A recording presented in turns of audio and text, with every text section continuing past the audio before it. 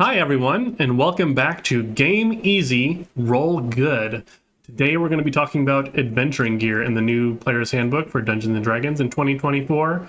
Not the most exciting topic necessarily, but there have been some pretty interesting changes to the adventuring gear, and honestly, if you've never looked at adventuring gear, you might be surprised by how many mechanics there are that explain how certain things work. Maybe it never comes up, or when it has come up, you just kind of made up rules on your own because you didn't think that there were rules for them. So let's go ahead and get into it. There's quite a bit to go through. This is going to look more or less like a change log where I'm going to kind of show the item on the list and kind of what changes there are, if any, or if it's been newly added to the adventuring gear. So with that said, let's go ahead and get started. So we're starting with the acid vial, or acid. Prices overall I don't think have changed. I kind of skimmed through it real quick. Everything looked pretty much the same, but there have been mechanical changes here and there. So the acid vial, it used to require your whole action. Now it just replaces one attack during the attack action instead of requiring that whole action. It no longer uses the improvised weapon rules because now it just requires a saving throw instead of an attack roll. So it doesn't do the most damage. It is save or do no damage. So not the most useful, but it's less punishing to use things like that now if you really want to. Moving on, we're looking at Alchemist's Fire. This one had a very similar treatment to the acid vial. So again, it replaces one attack during the attack action instead of requiring a whole action. No longer is beholden to the improvised weapon rules because it's also a saving throw. You see this information here about burning. Burning is just sort of a new, I don't know if it's technically a status, but it just means that they take fire damage at the start of their turn. This was the same way that it functioned. It's just a wording change. And then it also says the target now takes 1d4 damage immediately upon being hit with the Alchemist Fire, which it didn't happen that way in the 2014 rules. So now it does damage immediately and then again at the beginning of their turn if they fail the saving throw. All right, next one we have just some minor ammunition changes. I didn't want to put a whole screenshot in just for this. Bullets have been added because muskets and pistols were added to the weapons table. So bullets are added to ammunition. They cost 3 gold for 10 bullets. Antitoxin. This one now requires a bonus action. This is up from an action. It specifies to avoid or end the condition. So initially, I believe it was worded one way or the other, or just unclear as to exactly what this gave you advantage on. I think it was initially that it gave you advantage to avoid the poisoned condition and not to end the poisoned condition. So if you were already poisoned, it didn't really help you, which of course doesn't really make sense. And interestingly, they removed the line about it not benefiting undead or constructs. I'm not quite sure why. I mean, there might be. Is there a construct player race now? I can't remember. There might be in one of I think the Auto Gnome might be a construct. I think one of the Dhampir or something might be considered undead. I can't remember. So maybe that's why they changed it. I don't know. But if for some reason you find a poisoned construct who for some reason isn't immune to poison, and maybe this is a signal that more constructs will not be just immune to poison and poison will be better in 2024. Who knows? Or maybe they just forgot to put it in there. We'll find out. All right, moving on to the next one, we have the backpack. Again, any small change, I'm just going to point out, if it is not listed in this video, there hasn't been any significant changes to it. Some wording has changed, but if something is effectively the same, I just didn't include it in this video. So the backpack, it does call out that it can be used as a saddlebag if you are riding a mount.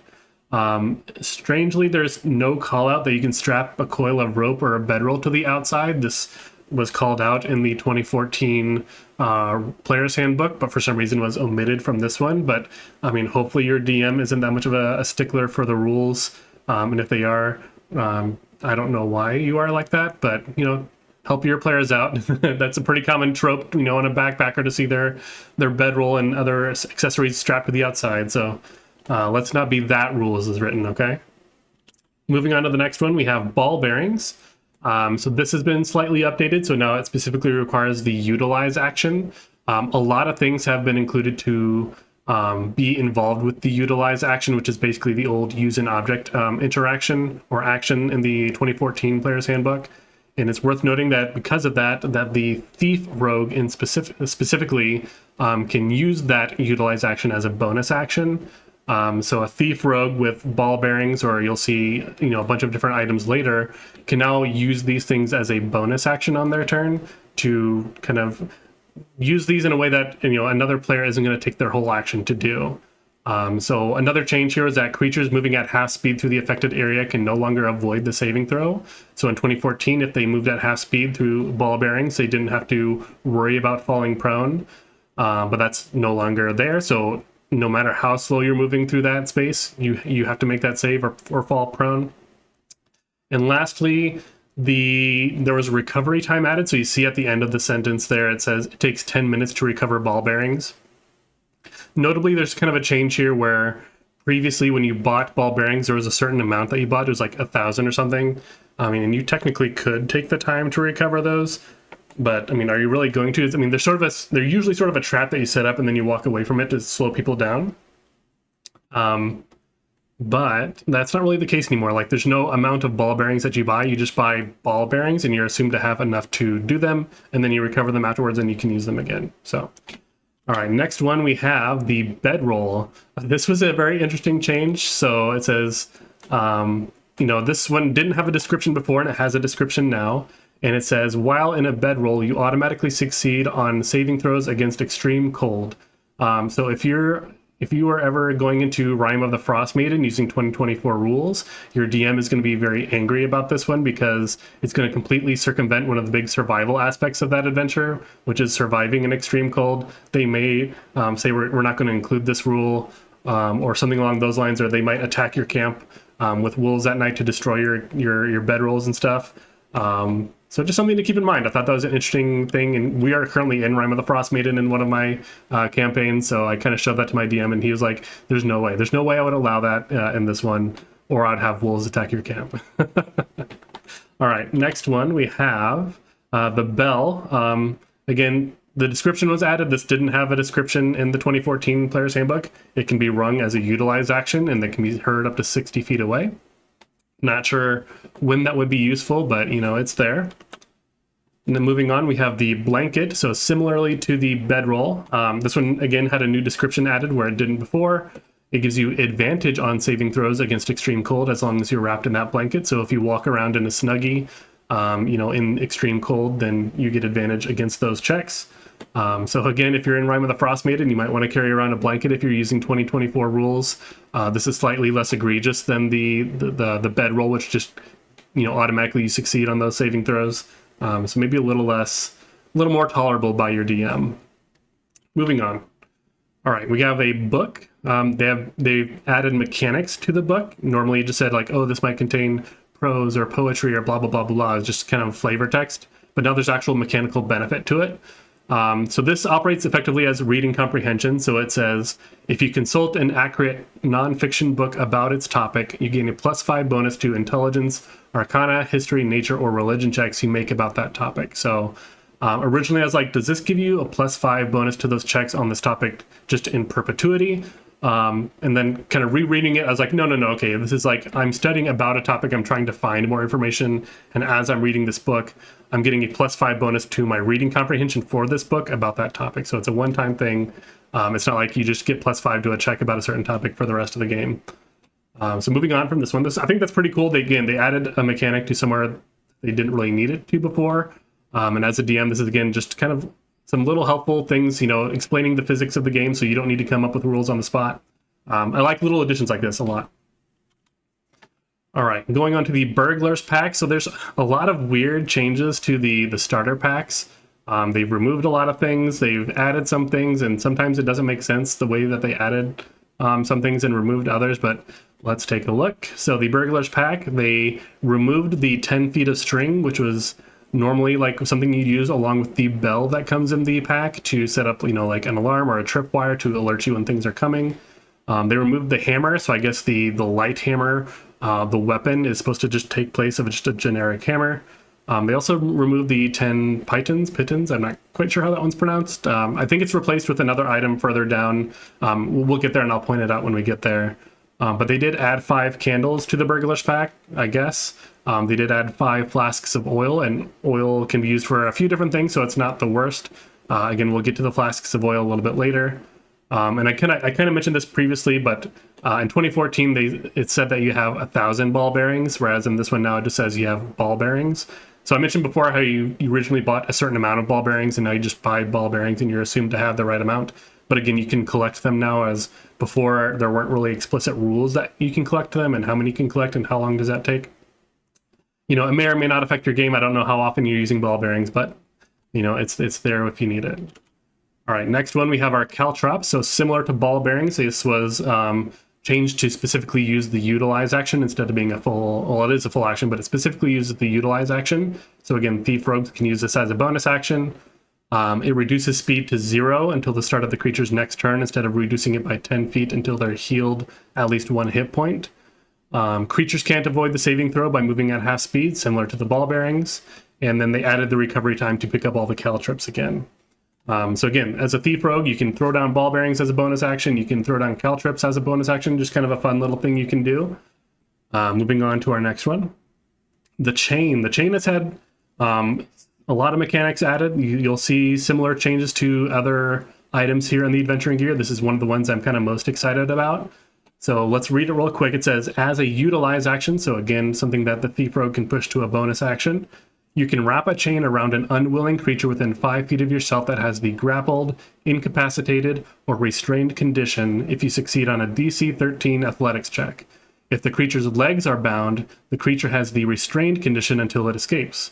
Escaping the chain requires the creature to make a successful DC 18 dexterity acrobatics check as an action. Bursting the chain requires a successful DC 20 strength athletics check, as an action. So they have to use their action to escape from this.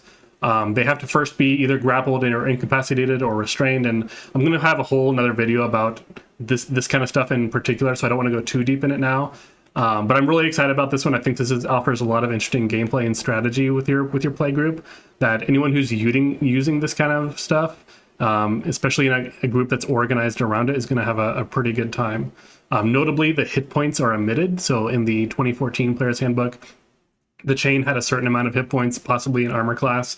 Those things have been removed or just omitted from this this description. So I mean, I guess bursting the chain kind of takes replace of that. So if someone bursts out of the chain, then I'm assuming that the chain is broken, even though it's not explicitly mentioned, but that's just a cool change. All right, let's move on to the next one. The Climber's Kit. So the Climber's Kit had the utilize action added. So again, we're just going to read through this one real quick so it's more clear as to how it works. A Climber's Kit includes boot tips, gloves, pythons, and a harness. And again, it's weird that they kept the word pythons in there, or pitons or whatever it is, because again, they removed those from the game, and then I think they added something that's not called that later on in the adventuring gear. So then it says, as a utilize action, you can use the Climber's Kit to anchor yourself. When you do, you can't fall more than 25 feet from the anchor point, and you can't move more than 25 feet from where you from there without undoing the anchor as a bonus action. So if you're ever in a climbing challenge, again, you're going to use your action to anchor yourself to a particular area. You will maybe, climb to the next spot. You'll have another python. You'll anchor yourself to that area with your action, and then bonus action undo the previous anchor, and you'll just kind of keep climbing up that way. Also, the bonus action timing was added for undoing the anchor. So all these mechanics are pretty new, but it's really interesting. So, if you're ever in a climbing situation, whether you're climbing a wall, climbing a cliff, or whatever you're doing, this is how it's going to work, assuming you're using a Climber's Kit. All right, so I just kind of put these all on the same thing, just because there's not a whole lot there to them. So, fine clothes, traveler's clothes, robes. The costume does have a little bit of mechanics added to it. So all these descriptions were added where they didn't have descriptions before, except for the costume, which just said, you dress as someone in particular. But for the costume, it says, while wearing a costume, you have advantage on any ability check you make to impersonate the person or type of person it represents. So this is kind of similar to the actor feat that gives you advantage on deception or performance checks when imitating someone else. So kind of overwrites that a little bit, but the actor feat also, of course, gives you the mimicry feature, which lets you imitate their voice and things like that too. So if you don't want to take the whole feat, but you just want advantage on these on impersonating people, making sure you have a costume for that, I think is a fair trade. Okay, so we're moving on to the Diplomats pack. Again, just strange changes to the packs. So they removed the sealing wax and they removed soap. So I guess, diplomats don't need to have formal seals to make themselves look like they're official, nor do they need soap to, smell good or, be clean. Not sure why they removed that, but in place of that, they gave you an additional 4 ink pens, 2 flasks of oil, and then 5 sheets of parchment, which is already in addition to the 5 sheets of paper you already get. But there's no mechanical difference from parchment to paper. They can both hold the same amount of words, so not sure what the difference is there. Again, weird changes, but I just wanted to point it out. Next item, we have the Dungeoneers pack. So this one, again, they removed the hammer, because I guess the light hammer weapon is just supposed to take place of that, and they removed the pythons. So again, you specifically need a climber's kit if you're going to be climbing, which is weird because, again, the thing that I think is replacing the pythons is has other uses other than just climbing. And then they added Caltrops as well as 2 flasks of oil. Next, we have the Entertainers pack. So this one, they removed 5 candles as well as a disguise kit, which is strange because as an entertainer, I feel like, you should have a disguise kit. You're supposed to, be putting on makeup and looking as someone else, which is a form of disguise. And then in addition, in replacement for that, they added a costume, which again, the costume does have that mechanical benefit of giving you advantage on impersonating people. So maybe it's kind of a fair trade for the disguise kit because just because you have a disguise kit doesn't mean you took proficiency in that. So maybe it's a fair trade. Again, I just thought it was a weird change, but they also give you a mirror, 8 flasks of oil for, I guess, I don't know why. You're an entertainer. Why do you need a bunch of oil unless you're like, like a Chippendales dancer and you want to like lube up for your show. And then you get an additional 4 days of rations as well as a tinderbox. The costume, again, since the costume has a mechanical benefit, maybe losing the disguise kit is fine. And then they gave you all that extra stuff to make up for the adjustment in cost. Because again, the entertainers pack cost 40 gold and a lot of that was the disguise kit. So I think they just threw a bunch of stuff in to make up for it. Next one, we have the explorers pack. They removed the mess kit and added 2 flasks of oil. So I guess we have our mess kit index, I guess. So we know that a mess kit is worth 2 flasks of oil, and I guess from there we can derive the whole economy. Who knows? Moving on. Next, we have a grappling hook. So I think this was actually... No, there was a grappling hook in the 2014 rules, but this one has a description added, so it actually tells you how it works. So again, it says as a utilized action. So again, a thief rogue can do this as a bonus action. You can throw the grappling hook at a railing, ledge, or another catch within 50 feet of yourself, and the hook catches if you succeed on a DC 13 dexterity acrobatics check. So there's a lot of uses for acrobatics that didn't exist in the original player's handbook, which is good. So I thought it's like, okay, I kind of want acrobatics if you're a dexterity character so you can reliably break a grapple. But there isn't really a lot of use outside of that is under the player's control. But now there is, and so that's really good to see. Then it says if you tied a rope to the hook, you can then climb it. So, if you're in combat and you want to scale a wall during combat, you can do that. So I think that's really cool. Next we have the healer's kit. The only change here is that it now uses the utilize action. So again, Thief Rogue can do this as a bonus action. I think they always could. I think, all of these things that have the utilize action added to it, I think we always considered the use an object action.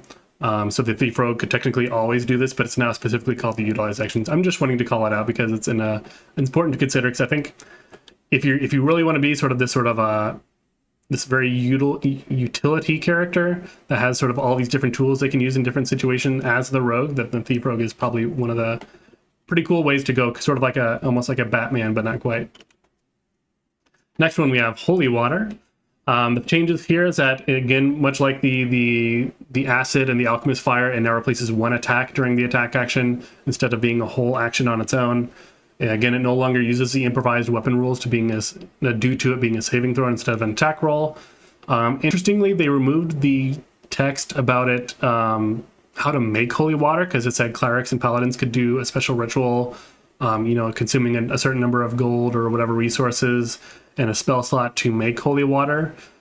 This was talked about. This was added to the ceremony spell, which was introduced in Xanathar's Guide to Everything. But that spell wasn't included in the 2024 Player's Handbook. So if you happen to be in a situation where you're playing at a table that only has or is only playing with 2024 rules forward and not including things from Xanathar's Guide to Everything, then technically there's no way to make holy water, which is just a real strange thing that they omitted. And again, it would have been fine if they included the ceremony spell, which is available to both clerics and paladins, but they didn't. And so I'm just confused as to why that's the case, but it is what it is. Moving on. Hunting Trap. Again, the description is effectively the same. There's some minor word changes, but it is mechanically the same. The only difference is that it uses the utilize action specifically. So again, thief rogues can now use hunting traps as a bonus action. Next one, we have the ink and the ink pen. Again, technically changed. They didn't have descriptions before. Now they do.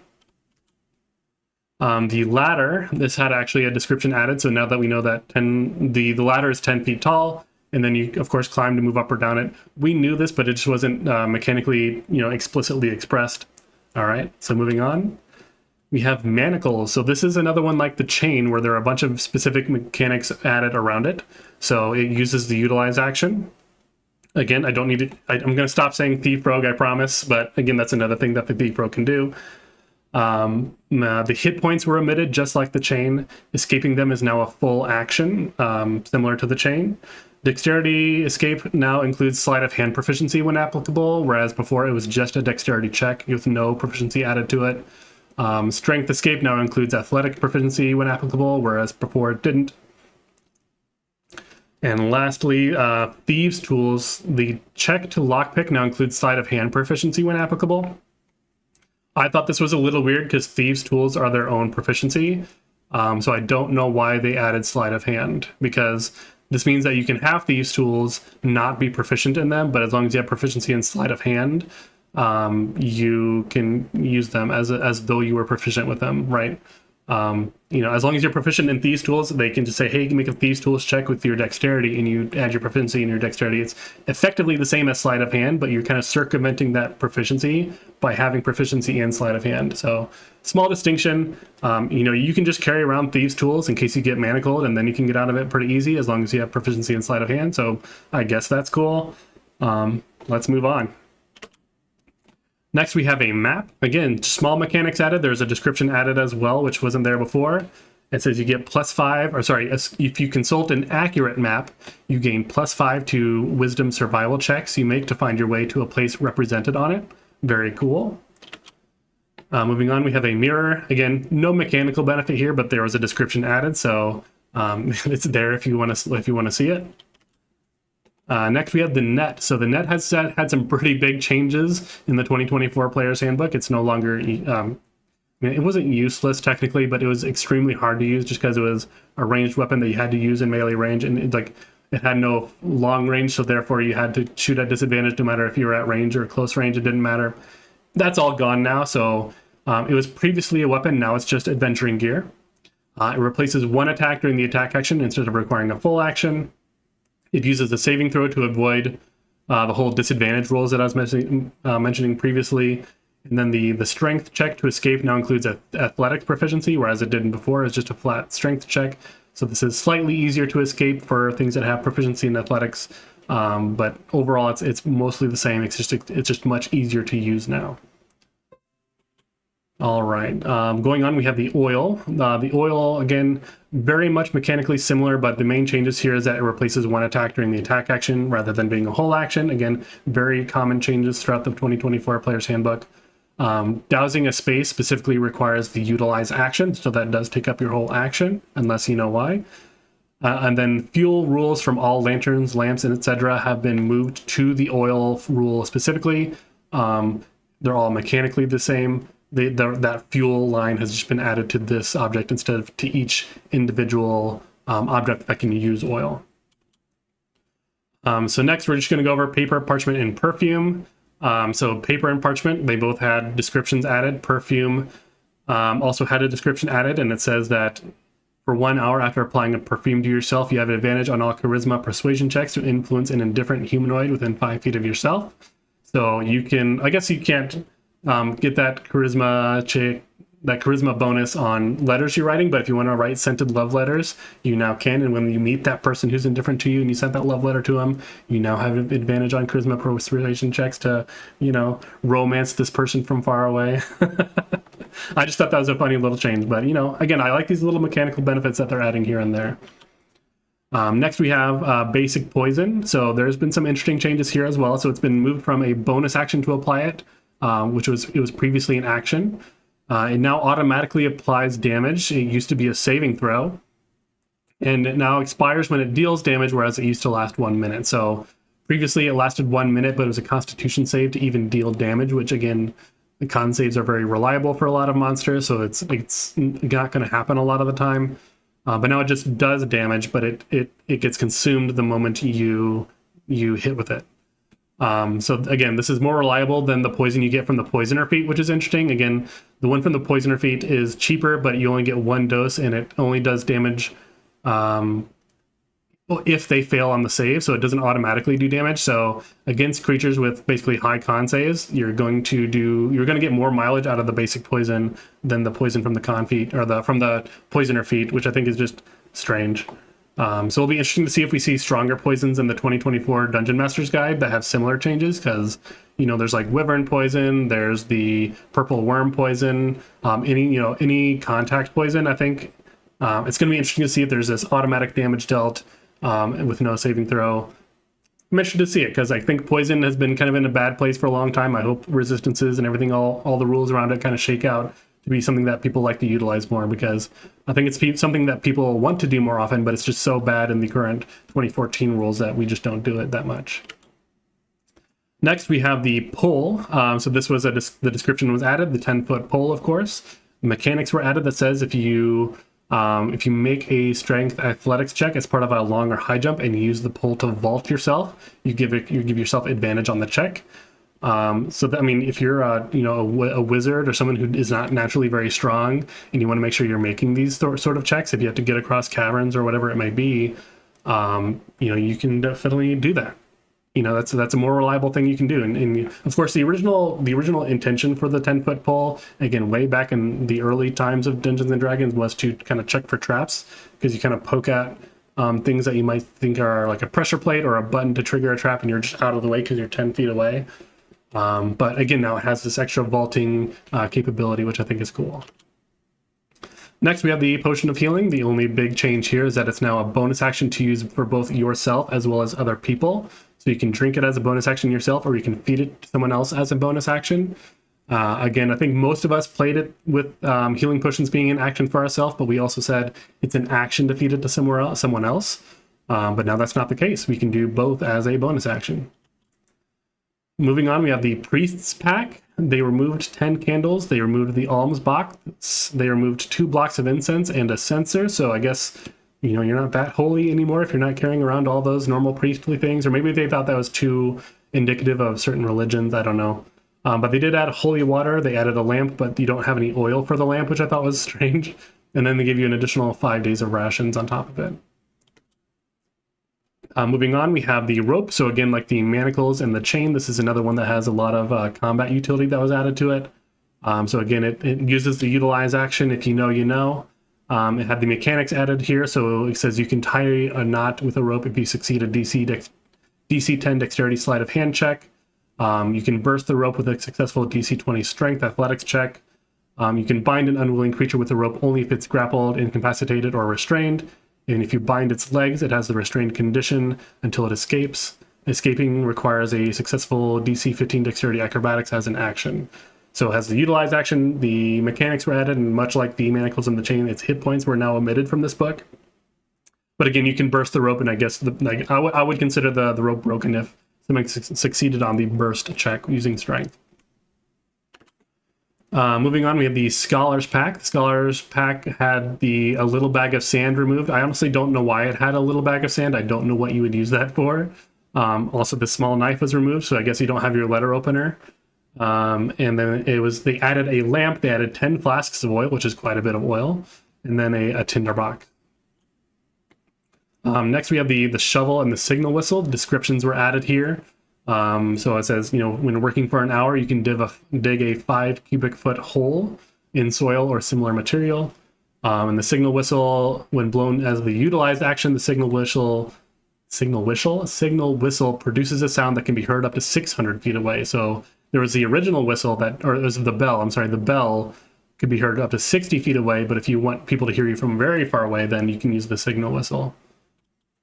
All right, next one, we have a spell scroll. So spell scrolls were actually added to the adventuring table in the 2024 Player's Handbook. So, people are often looking for small spell scrolls here and there at shops. And so I think they're kind of saying, basic spells should be, not necessarily readily available, but, if they are, lower level spells, here's the guidance for them. So a cantrip would cost 30 gold, a level 1 spell would cost 50 gold. The saving throw is kind of a set at a flat DC 13. The attack bonus is +5, and the scroll, of course, disintegrates when it's complete. And I think it doesn't say it here, but I believe reading a spell scroll requires the utilize action as well. I could be wrong, or no, I'm sorry, it's the magic action, which I believe, last time I'll say it, sorry, the Thief Rogue can also use magic actions as a bonus action. Specifically, I know they can because that's one of the ways that you can cast multiple spells, multiple leveled spells in the same turn within the 2024 rules. All right, Iron Spikes. This is what I think is replacing the Pythons or Pitons or whatever they're called. Again, as a utilize action, you can use a blunt object such as a light hammer to hammer a spike into wood, earth, or similar material. You can do so to jam a door shut or then to tie a rope or chain to the spike. So this was added to the adventuring gear table, and it seems to be a replacement for the Pitons, Pythons, whatever they're called. I don't know. So there was that one pack again or was it the Climber's Kit? Yeah, the Climber's Kit said it has Pythons in it, but Pythons no longer have mechanics. They just don't exist in the game anymore. I think this is what's supposed to be replacing them. All right, moving on, we have just a bunch of stuff I wanted to throw on one thing. String now has a description added. You can tie a knot in string as a utilize action if you need to for whatever reason. A tent had a size restrictions added. Formerly, it just said you can sleep up to 2 creatures, but it could be yourself and a Tarask if you really wanted to. The Tinderbox had the action requirement moved to a bonus action, so that was pretty cool. And we also have the torch. So the torch, the big change here is it now counts as a simple melee weapon. So I don't know if people knew this, but if you attack with a torch, it does 1 fire damage. But now it's a simple melee weapon. So notably, this means that monk can use this as a monk weapon. And the martial arts die would replace the 1 fire damage with the 1d6 at level 1. And I guess this would basically give you a free source of fire damage for the hour that it's lit. And when it's not lit, it still just does bludgeoning damage. So pretty interesting, I thought. And I think that's the end. Yep, that's the end of that slideshow. So tell me what you think about all these changes to the adventuring gears. I mean, how much of this did you actually know? Of course, some of these mechanics are actually pretty new, so you obviously haven't seen them before. But tell me what you knew in the comments. If you were surprised by some of the things that have mechanics that you didn't think had mechanics before, and you just always ruled them a certain way at your table, let me know. Again, on your way down to that comment, hit that like button if you want to see more videos like this. I'm going to go into specifically the mechanics around the chain, the rope, and the manacles in another video soon. So if you'd like to see that, hit that subscribe button so this shows up on your suggested videos. But again, thank you so much for watching this video, and I'll see you next time.